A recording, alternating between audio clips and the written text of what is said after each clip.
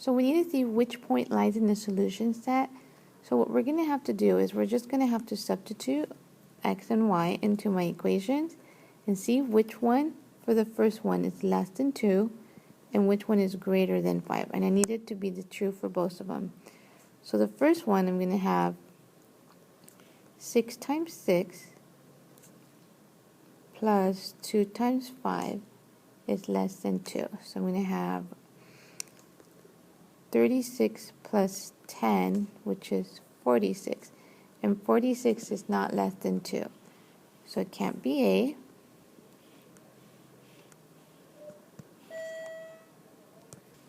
So in the second one, it's going to be 6 times negative 6 plus 2 times negative 1. And again, I need it to be less than 2.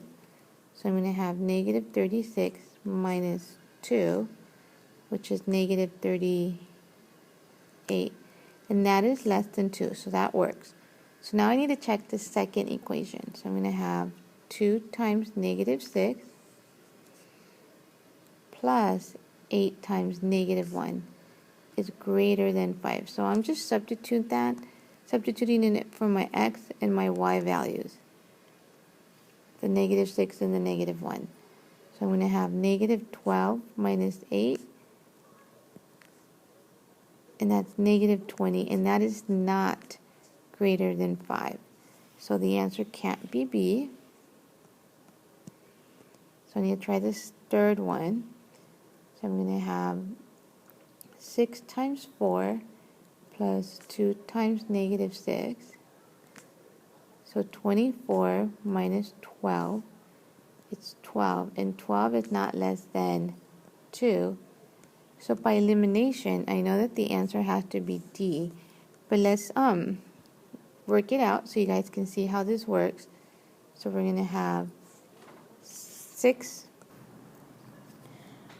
So we're going to have 6 times negative 3 plus 8 times 9. And we want that to be greater than 5.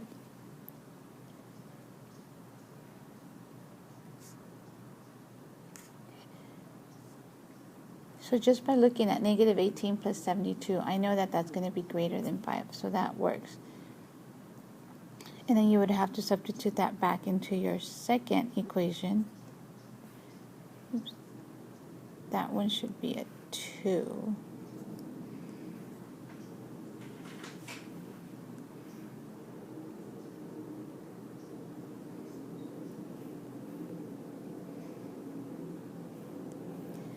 Sorry, that needs to be less than 2. So we're going to have 0 is less than 2, and that checks. Then you would do the same thing for the bottom equation. So 2 times negative 3 plus 8 times 9 has to be greater than 5.